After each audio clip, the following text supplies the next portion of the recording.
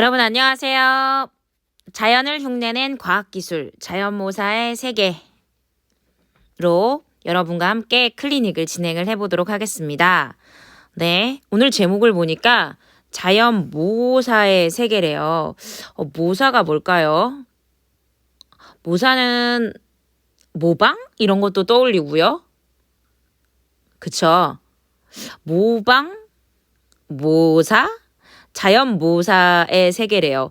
그런데 자연모사라는 말을 몰라도 여기 앞에 이렇게 나와요. 그러니까 자연모사라는 단어를 몰라도 앞에 반드시 힌트가 있거나 뒤에 이 단어를 알 수 있는 내용이 제시가 되니까 포기하지 마세요.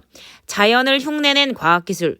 그러면 자연을 흉내낸 게, 모사가 혹시 흉내낸 게 아닐까? 라는 생각을 갖고 이 글을 읽어보면 되겠죠. 그러니까 인간이 과학기술로 자연을 흉내낸 게 자연모사 아닐까? 이렇게요. 과천과학관 가보셨어요? 전 아직 못 가봤어요.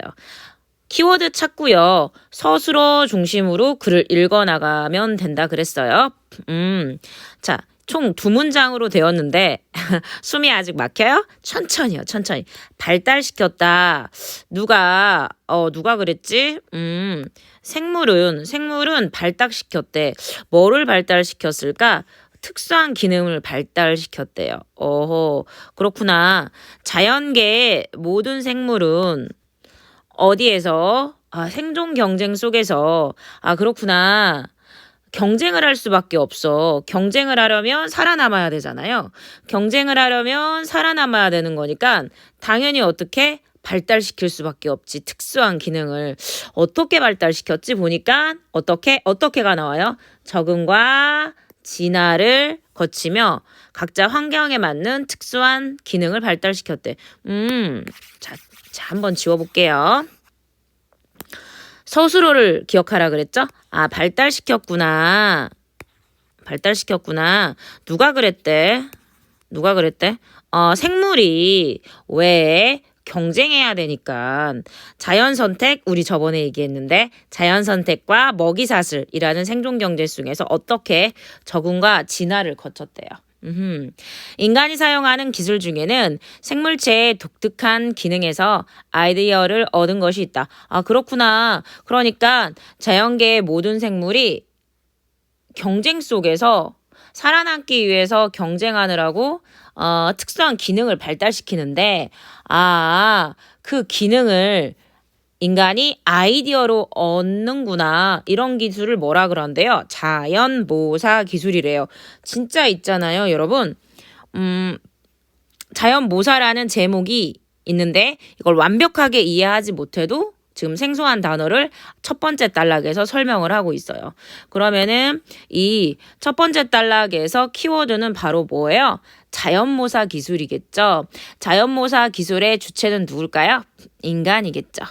왜? 인간이 자연의 기술을 흉내낸 거니까.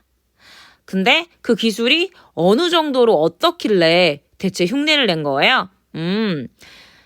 그렇죠. 생물의 특수한 기능이에요. 그게 왜 좋았을까요? 진화가 짧은 시간에 될까요? 아니요. 살아남기 위해서 오랜 시간에 터득한 특수한 기능인 만큼 굉장히 좋고 탁월한 기술이겠죠? 그럼 첫 번째 단락을 일반화하면 뭐가 될까요? 자연계의 생물이 적응과 진화를 통해서 생존 경쟁 속에서 살아남기 위해서 적응과 진화를 통해서 얻은 특수한 기능을 인간이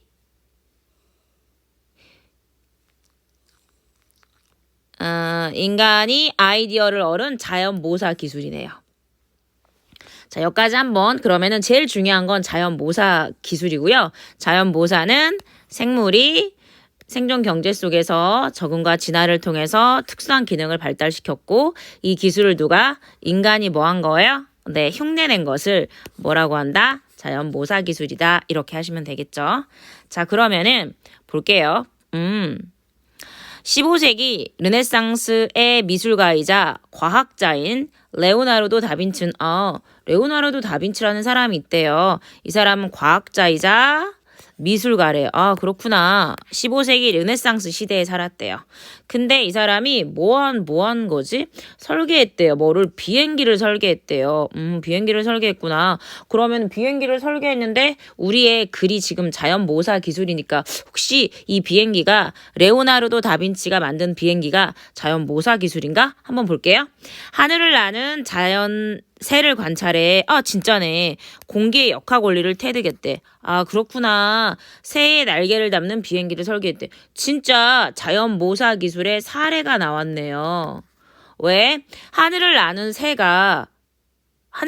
새를 레오나르도 다빈치가 관찰해서 공기 역학 원리를 깨닫고 실제 비행기를 설계했으니까 이 비행기도 결과적으로 자연 모사 기술인 거죠.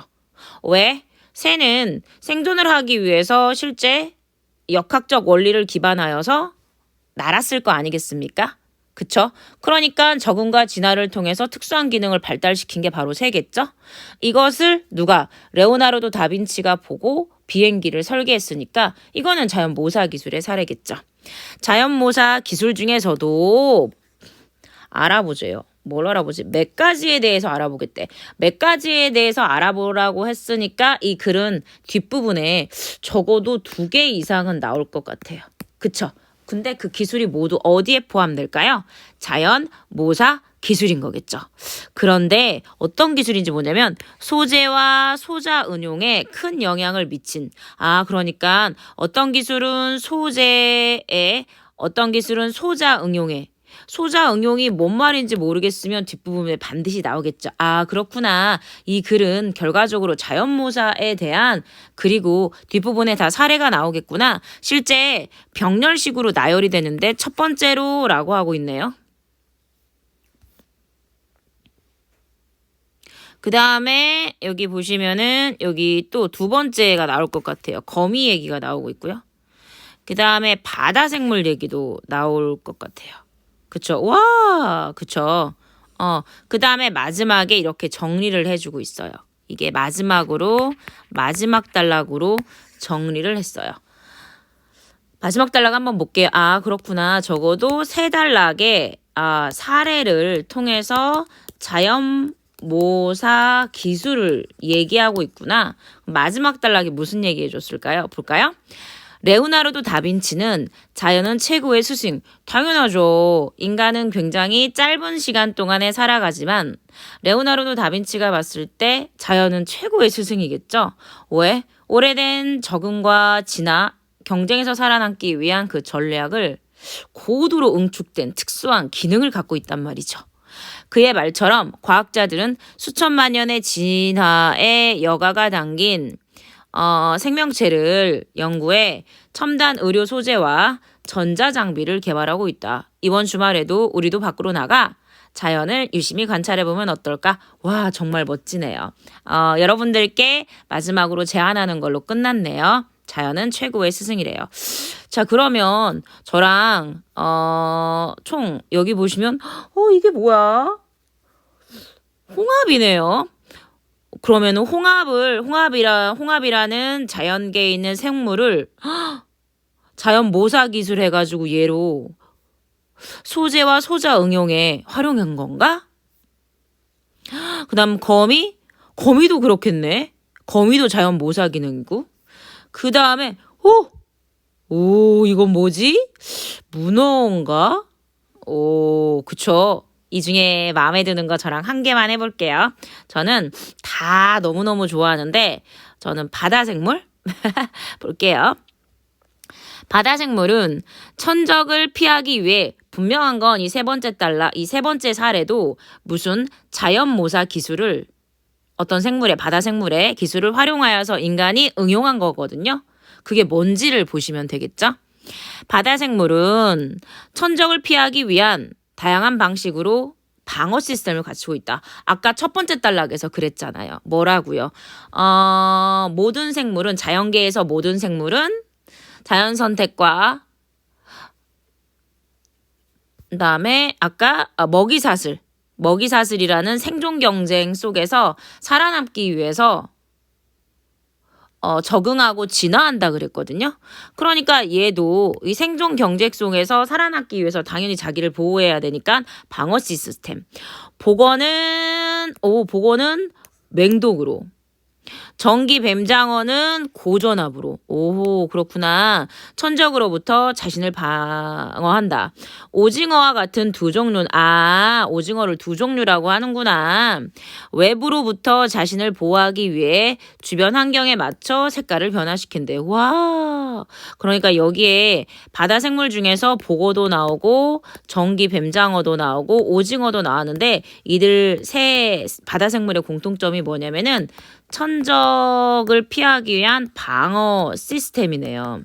그쵸?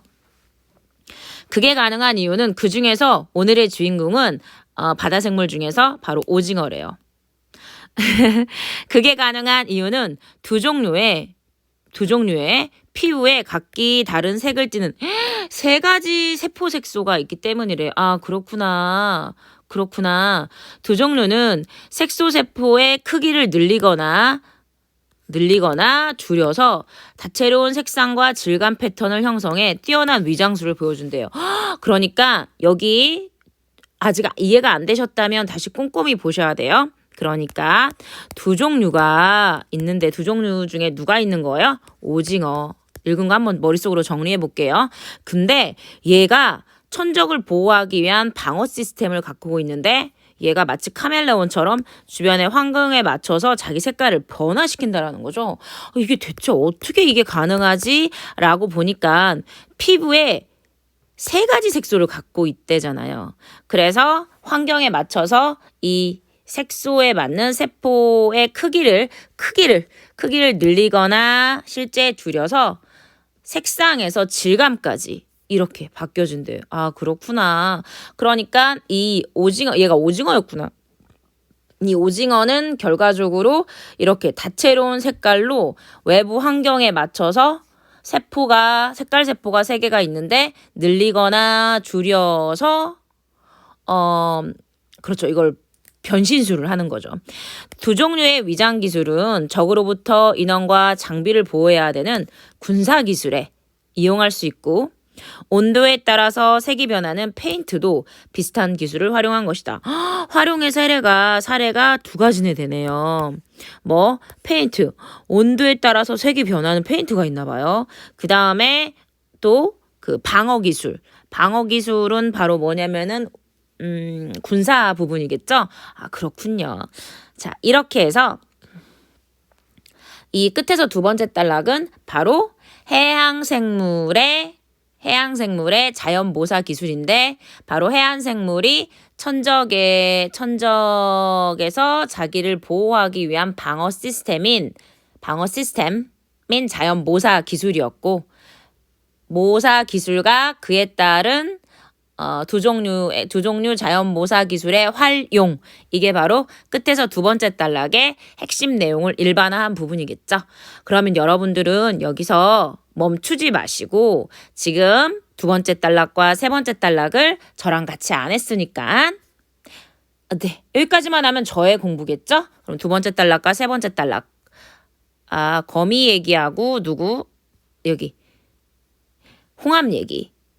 홍합이 아니라 이거 지중해 감치인 것 같고요. 그 지중해 감치하고 그 다음에 거미 얘기를 여러분들께서 단어도 동그라미 치시고 그 다음에 서술어를 중심으로 주어도 파악하면서 마지막에는 일반화 하시고 이렇게 이 글 전체를 요약하시고 그 다음에 녹음까지 해보시기 바랍니다.